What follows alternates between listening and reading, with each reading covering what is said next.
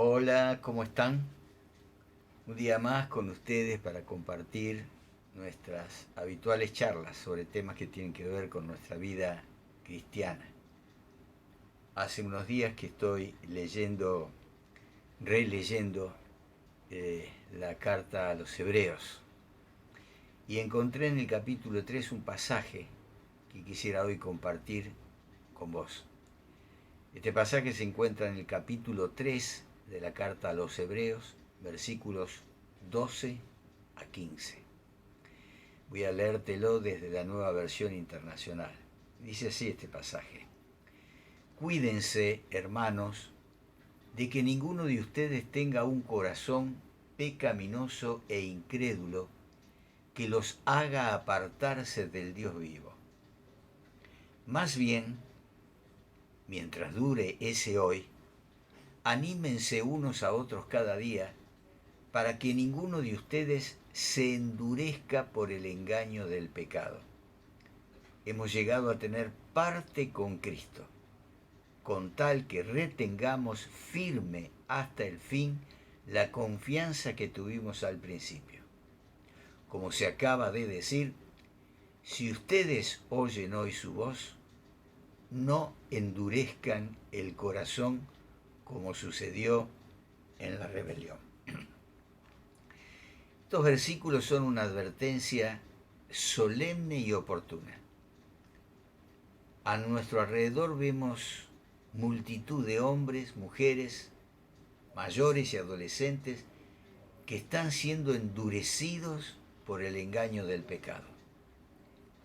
3 veces en este capítulo 3, Dios suplica a los hombres no endurezcan sus corazones.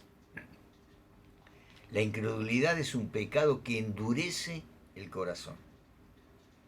Cuando Satanás tentó a Eva en el jardín de Edén, hizo que ella no creyera la palabra de Dios. Allí en Génesis 3:1 leemos: ¿Es verdad que Dios les dijo que no comieran de ningún árbol del jardín? En realidad no era verdad eso. Él estaba diciendo: realmente no creerás eso, ¿verdad? Si la gente realmente creyera en Dios, no practicarían pecados. El pecado es todo aquello que nos aparta de Dios, porque sabrían que algún día tendrán que enfrentarse a su juicio severo.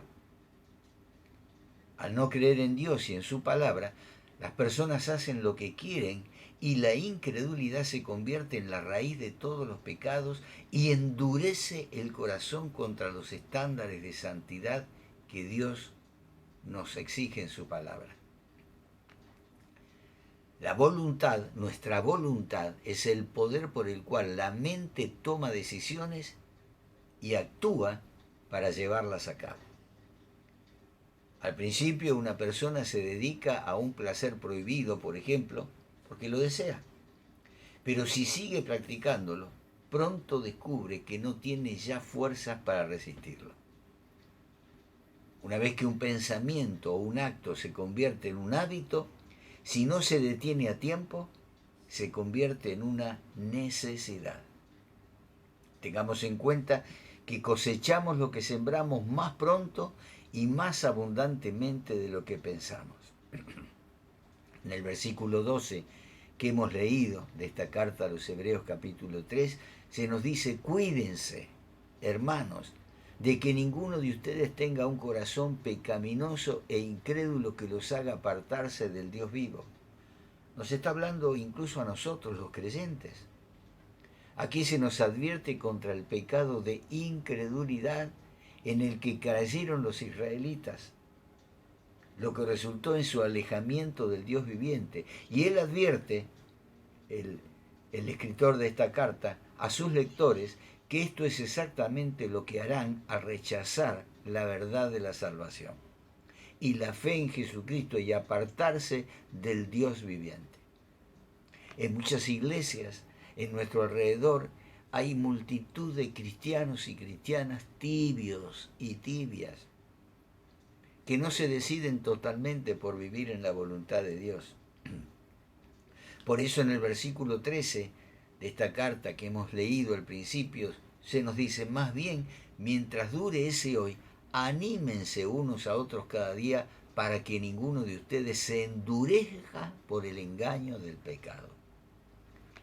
El engaño del pecado es que Dios no puede cumplir lo que promete. Engaña a una persona para que piense que puede tenerlo todo, sin necesidad de Dios. Le promete placer, satisfacción, contentamiento y vida, pero lo que ofrece en esas áreas es fugaz, pasajero, y eso conduce a su calidad adictiva.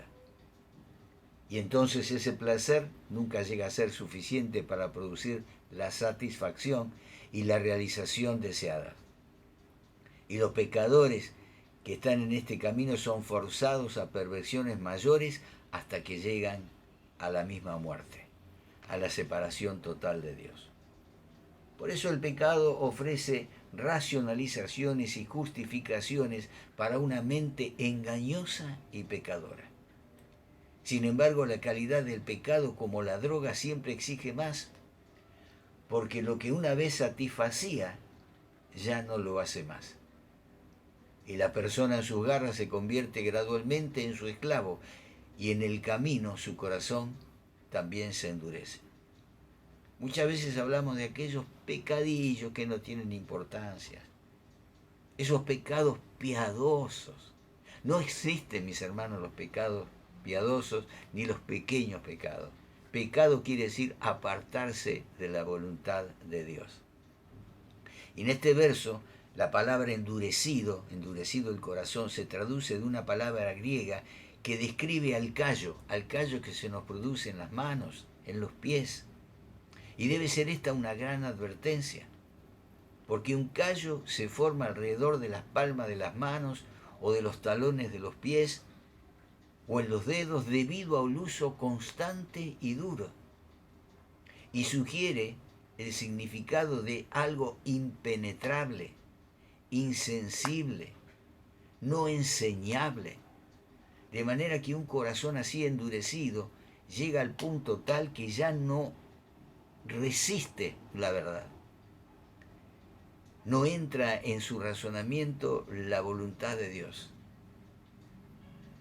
Caso muy parecido también es el fanatismo, aquello que lleva a una persona a creer en lo que él cree sin entender que puede llegar a estar equivocado. Por eso la palabra de Dios también nos dice que nadie se crea sabio en su propia opinión. La sabiduría la encontramos en la palabra de Dios. Una actitud endurecida no es una anormalidad repentina, sino es un estado mental y la insensibilidad de la conciencia se va haciendo habitual y se muestra inflexible a medida que se va usando. Ese callo no se produce de un día para el otro, sino que ese pequeño pecado es permitido hoy y mañana se lo considera no tan importante, de manera que lentamente, sin darnos cuenta, nos vamos alejando del Señor. Por lo tanto, para evitar este terrible pecado de incredulidad, debemos reconocer cuán malo es realmente. Es en el versículo 14 que hemos leído, hemos llegado a tener parte con Cristo, con tal que retengamos firme hasta el fin la confianza que tenemos al principio. Aquí se nos insta también a perseverar en la doctrina, en la enseñanza de Jesús. Jesús ordenó a sus verdaderos discípulos que compartieran el Evangelio hasta el fin del mundo. Y desafortunadamente algunas personas, al escuchar el Evangelio y reconociendo su necesidad espiritual, muchas veces demoran en tomar la decisión de obedecerlo. Y en este tipo de pecado más peligroso, que equivale a la dilación, debemos entender que la vida es corta y no sabemos qué pasará mañana. La Biblia nos insta a estar bien con Dios hoy, Hoy es el tiempo de arrepentimiento y hoy es el tiempo de salvación. Por lo tanto, no endurezcamos nuestro corazón porque Jesús podría regresar en cualquier momento, cuando menos lo esperamos. Nuestro Señor ilustró la importancia de estar preparado en la parábola de las 10 vírgenes. ¿Recuerdas? 5 de ellas fueron previsoras y estaban preparadas, y otras 5 no estaban preparadas. Y cuando finalmente llegaron con su provisión de aceite para sus lámparas y pidieron que se les abrieran las puertas que ya se habían cerrado, Jesús les respondió: no las conozco. Mateo 25:12. Una de las razones por las que no estaban preparadas pudo haber sido porque solo creían superficialmente. Eran tibias. Por lo tanto, se descuidaron y perdieron el día más importante de su vida. Por eso el Señor agrega en Mateo 25:13: por tanto, manténganse despiertos porque no saben ni el día ni la hora. Así que ustedes también deben estar alerta, porque no saben el día ni la hora de mi regreso. Por lo tanto, en el asunto de nuestra vida espiritual, no nos atrevemos a postergar las decisiones que tenemos que tomar en el Señor, porque es un hábito pecaminoso y malo que puede tener consecuencias eternas el dilatar esa decisión, el pensar que vamos a recibir al Señor y hacer su voluntad más adelante. Recordemos que el Señor es clemente y compasivo, lento para la ira y grande en amor, y que si confesamos nuestros pecados, Dios, que es fiel y justo, nos lo perdonará y nos limpiará de toda maldad. Entonces, aprovechemos esta oportunidad. Ahora mismo, vos que estás escuchando y que todavía no has tomado una decisión firme en cuanto a caminar con Cristo, arreglá las cosas con Dios. No te arriesgues a perder ese momento cuando tu corazón está abierto para recibir. Y por favor no asumas que tendrás otra oportunidad para hacerlo.